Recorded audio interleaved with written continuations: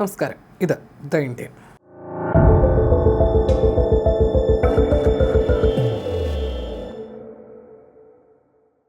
ഇന്ത്യയിൽ E20 petrol നിർബന്ധമാക്കുന്നതിനെ ചൊല്ലി ചർച്ചകളും പ്രതിഷേധവുമൊക്കെ പുകയുന്നതിനിടെ അയൽ രാജ്യമായ ഭൂട്ടാൻ നിലപാട് കടുപ്പിച്ചിരിക്കുകയാണ്. ഇന്ത്യൻ വിപണിയിൽ സാധാരണ പെട്രോൾ ലഭ്യമാകുന്നിടത്തോളം കാലം അതുതന്നെ തങ്ങൾക്ക് നൽകിയാൽ മതിയെന്നാണ് ഭൂട്ടാൻ ഇന്ത്യയോട് ആവശ്യപ്പെട്ടിരിക്കുന്നത്. ദി ഭൂട്ടാനീസ് പത്രമാണ് ഇത് റിപ്പോർട്ട് ചെയ്തിരിക്കുന്നത്. ഇന്ത്യയിൽ നിന്ന് പൂർണ്ണമായും ഇന്ധനം ഇറക്കുമതി ചെയ്യുന്ന ഒരു രാജ്യമായിരുന്നിട്ടും എന്താണ് ഭൂട്ടാനെ ഇത്തരമൊരു തീരുമാനമെടുക്കാൻ പ്രേരിപ്പിച്ചത്?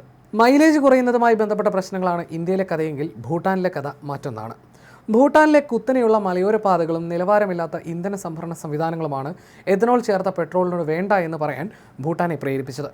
ഭൂട്ടാനിലെ കുത്തനെയുള്ള മലയോര പാതകളും വലിയൊരു വെല്ലുവിളിയാണ്. കാരണം അവിടുത്തെ വാഹനങ്ങൾക്ക് പരമാവധി പവർ ആവശ്യമാണ്. ഭൂട്ടാനിലെ മലയോര റോഡുകളിൽ ആവശ്യമായ സ്ഥിരതയാർന്ന പ്രവർത്തനക്ഷമത നൽകാൻ E20 ഇന്ധനത്തിന് സാധിച്ചേക്കില്ല എന്നാണ് അധികൃതർ ഭയക്കുന്നത്.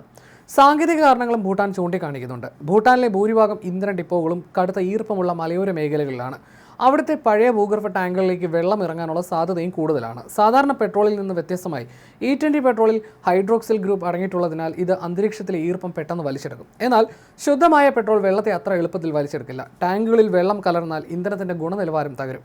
ഇത് സ്റ്റീൽ ടാങ്കുകളും പൈപ്പ് ലൈനുകളും വേഗത്തിൽ തുരുമ്പെടുക്കാനും കാരണമാകും.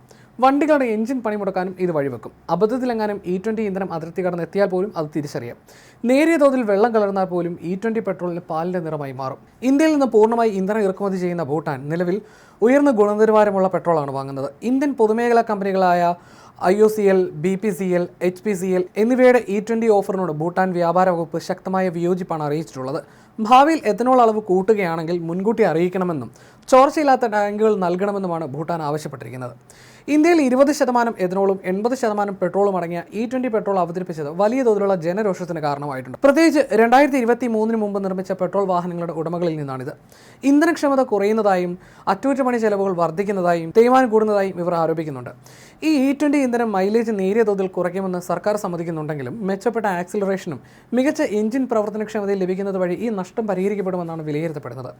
ഈ ആഴ്ച ആദ്യം നടന്ന ഒരു വാദത്തിനിടെ E20 നയം ഒരു പരീക്ഷണം മാത്രമാണെന്നും അതിൻ്റെ ഫലങ്ങൾ അടുത്ത വർഷം മാത്രമേ പുറത്തു വരൂ എന്നും സർക്കാർ സുപ്രീം കോടതിയോട് പറഞ്ഞിരുന്നു. ഈ പരാമർശം വലിയ ജനരോഷത്തിന് കാരണമായതോടെ അങ്ങനെ ഒരു പരാമർശം നടത്തിയിട്ടേ ഇല്ല എന്നാണ് വാദം. എന്നിരുന്നാലും അറ്റോർണി ജനറൽ ഈ പ്രസ്താവന നടത്തുന്നതിൻ്റെ വീഡിയോ ഇതിനോടകം തന്നെ സാമൂഹ്യ മാധ്യമങ്ങളിൽ വ്യാപകമായി പ്രചരിച്ചിട്ടുണ്ട്. ദി ഇക്കണോമിക് ടൈംസ് റിപ്പോർട്ട് അനുസരിച്ച് ഇന്ത്യ ഇപ്പോൾ തന്നെ വാഹനങ്ങളിൽ 25% എഥനോൾ അടങ്ങിയ പെട്രോൾ പരീക്ഷിക്കാൻ ആരംഭിച്ചിട്ടുണ്ട്. ഇതാണ് ഇന്ത്യയിലെ സാഹചര്യം. എന്നാൽ ഭൂട്ടാനിലേക്ക് അബദ്ധത്തിൽ പോലും E20 ഇന്ധനം എത്തിയാൽ അത് കൃത്യമായി അവർക്ക് തിരിച്ചറിയാൻ സാധിക്കും. ചെറിയ അളവിൽ വെള്ളം ഇറങ്ങിയാൽ പോലും ഇന്ധനത്തിൻ്റെ നിറവ്യത്യാസം വരും എന്നതിനാൽ ഇത് എളുപ്പത്തിൽ സാധിക്കുമെന്നാണ് ഉദ്യോഗസ്ഥർ പറയുന്നത്. ഇന്ധന പരിവർത്തനങ്ങൾ എല്ലാ പ്രദേശങ്ങൾക്കും ഒരേപോലെ ബാധകമാക്കാൻ കഴിയില്ല എന്നതിൻ്റെ ഉദാഹരണമാണ് ഭൂട്ടാനിലേത്. ദുർഘടമായ ഭൂപ്രകൃതിയുള്ള പ്രദേശങ്ങൾക്ക് എഥനോൾ മിശ്രിതങ്ങളെക്കാൾ ശുദ്ധമായ പെട്രോൾ തന്നെയായിരിക്കും ആവശ്യമായി വരിക.